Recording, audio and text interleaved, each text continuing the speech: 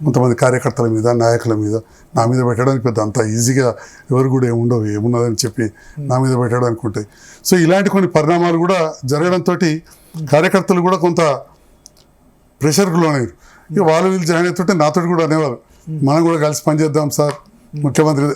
So అందుకే నేను ముఖ్యమంత్రి గారితో కలిసి పనిచేస్తే నాకు ప్రజల లోపల పెద్ద వ్యతిరేకత రాలేదు. దానికి రిజల్ట్ ఏంటంటే మనం బీఆర్ఎస్ దూరం అయినాం కాబట్టి కాంగ్రెస్ అభ్యర్థుల ప్రచారం తిరిగినాను, ఎక్కడ కూడా నాకేం వ్యతిరేకత రాలేదు. క్వశ్చన్ చేయలేదా మీరు ఎందుకు కాంగ్రెస్ జాయిన్ అయ్యారని చెప్పి మీ ఇంటి ముందు ధర్నాలు? లేకపోతే అది ఇమ్మీడియట్ గా కొంత పైనుంచి వచ్చింది, అంత 20-30 మంది వచ్చారు, ఏదో చేసిండ్రు పోయినారు, చేయలేదు. అది ఒక్కసారి జరిగింది, అది కూడా తెల్లవారి మాత్రమే.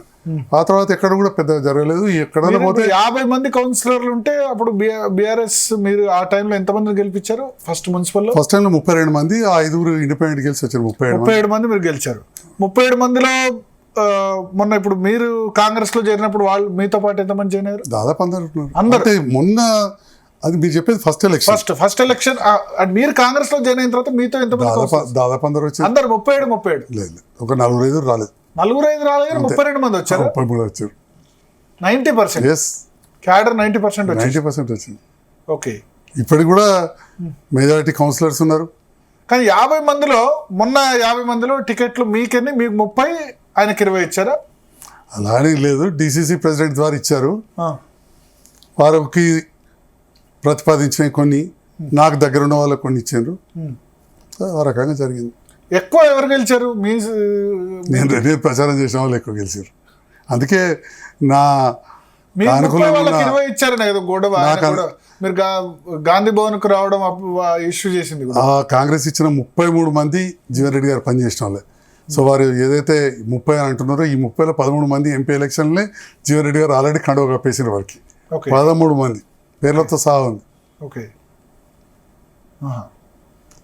సో అయినా 20 టికెట్లు జీవన్ రెడ్డి తీసుకున్నారు కదా, మిగతా 30 చోట్ల ఇండిపెండెంట్ క్యాండిడేట్లకు ప్రచారం చేశారు.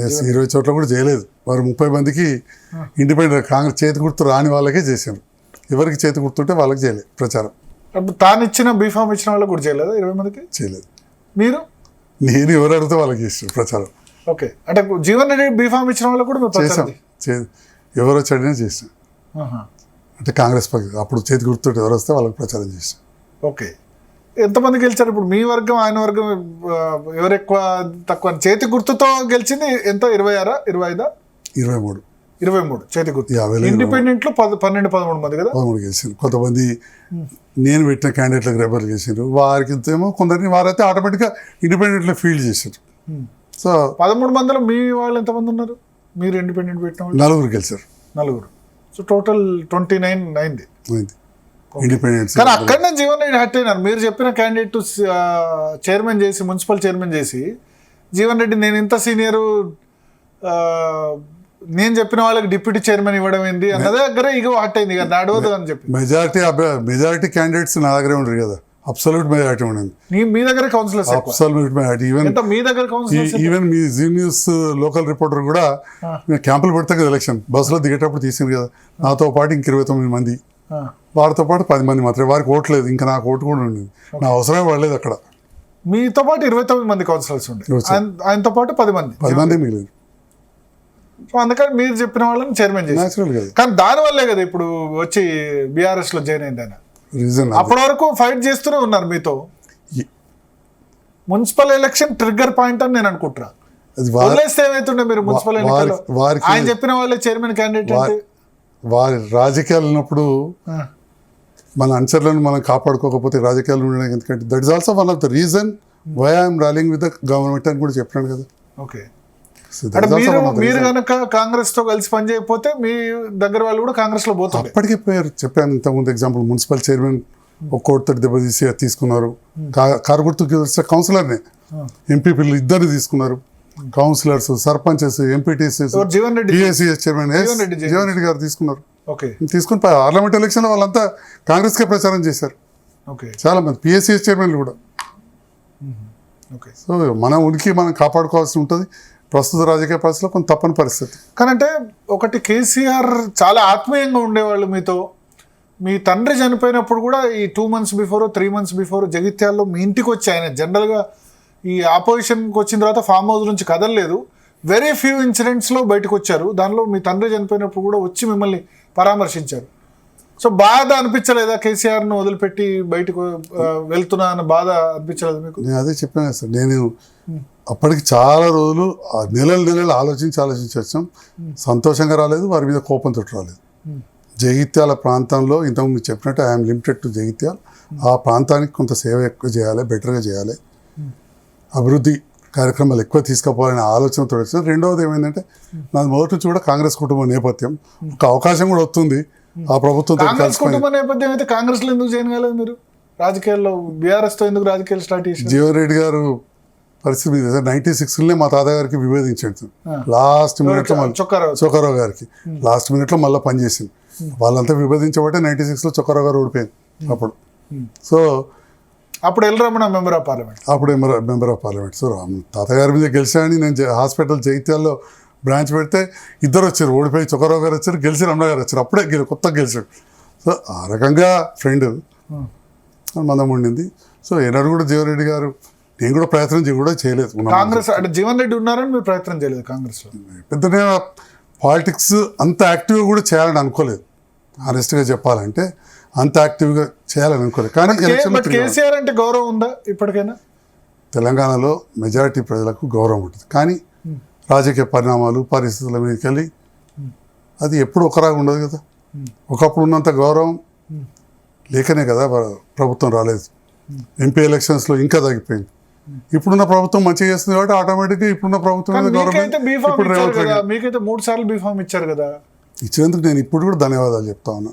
నేనేం కేసీఆర్ గారు ముఖ్యమంత్రి అయ్యేది ఉంటే ద్రోహం చేసిపోయి అక్కడ రేవంత్ రెడ్డి గారు పక్షాన్ని నిలబడలేదు కదా. ఎలా నేను ఎట్టున్నా కేసీఆర్ గారు ఉన్నది ప్రతిపక్షంలోనే ఫామ్ హౌస్లోనే. అటువంటి సందర్భంలో ప్రభుత్వంతో కలిసి పనిచేస్తే ప్రభుత్వంతో కొన్ని ఫలాలైనా మన ప్రజలకు అందించవచ్చు అని చెప్పి, ప్రజలకు సేవ చేయొచ్చు అని చెప్పి రాజకీయంగా కూడా. కమ్యూనిటీలో నెగిటివ్ రాలేదా? వెల్మ కమ్యూనిటీలో ఏ పార్టీ కూడా నాకు తెలిసి 10 మంది ఎమ్మెల్యేలో వెల్మ కమ్యూనిటీ వచ్చి మీరు ఒక్కళ్ళే జాయిన్ అయింది. ఒక కమ్యూనిటీ తోటే గెలవం కదా. నాకు 1,04,000 ఓట్లు వచ్చినాయి ఫస్ట్ టైం, లేదా రెండవసారి 71,000 వచ్చింది. మా కమ్యూనిటీ నాకు సపోర్ట్ చేసింది. కానీ వన్ సైడే కాదు కదా. జీవన్ రెడ్డి గారు కూడా మా కమ్యూనిటీలో ఎంతమంది సపోర్ట్ చేసింది. అలానే ఒక క్యాస్ట్ బేస్డ్ పాలిటిక్స్ ఎప్పుడు కూడా కుదరదు. కానీ మీ కమ్యూనిటీకి రేవంత్ రెడ్డి చాలా వ్యతిరేకం. మొన్న ఎవనికి రా నువ్వు జాతిపిత అని చెప్పి కూకట్పల్లి కృష్ణారావు కా హరీష్ రావు కానీ వెల్మ కమ్యూనిటీని దారుణంగా అవమానించారని చెప్పి అంటున్నారు. అలా అన్నప్పుడు నాతో కూడా చాలా మంది ఇలాంటి వాళ్ళు అన్నారు. అప్పుడు ఆలోచించిన. కానీ మొన్న మాట్లాడుతూ ఇన్ జనరల్గా జీవన్ రెడ్డి గారు కూడా విభేదించి రేవంత్ రెడ్డి గారిని విమర్శించినప్పుడు మన జీవన్ రెడ్డి గారు నీకు ఇన్ని పదవులు ఉన్నాయి నీ ఇంట్లోనే, ఇన్నిసార్లు వచ్చింది, నీ జాతి ఏంది అని చెప్పి ఒక మాట అన్నారు. సో కొంతమంది కూత పదం ఉంటుంది అని చెప్పి నేను భావిస్తున్నాను. ఓకే, అంటే అది వెల్మ కమ్యూనిటీని కించపరిచినట్టు కాదు అని నేను భావిస్తున్నాను. కరెక్టే. ఎందుకంటే మరి రెడ్డి కమ్యూనిటీ కించపరుస్తారా? Born and brought up in that community.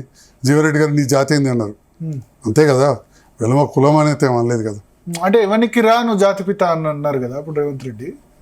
మనం కొన్ని విషయాలలో మనం ఎట్లా అన్వయించుకుంటే అట్లుంటుంది. అలా అంటే మరి సేమ్ టైంలో బల్మూరు వెంకట్కు విజయనగరంకి ఇద్దరికి మనం మంచిగా విప్పులు ఇచ్చారు. బల్మూరు వెంకట్ యువ నాయకుడు, ఇమ్మీడియట్గా ఎమ్మెల్సీ ఇచ్చారు. విజయనగరం గారికి అయితే మన MLA tickets declare first ticket నాకు తెలిసి విజయనగరందే డిక్లేర్ చేసి. అంత యాంటీ వెల్మా అంటే విజయనగరం చేయాల్సి ఉంది. నేనైతే అంతే అనుకుంటా. ఎవరు కూడా ఒక రేంజ్కి వచ్చిన తర్వాత ఏ ఒక చిన్న కమ్యూనిటీతో కూడా మనం యాంటీ ఉండకూడదు.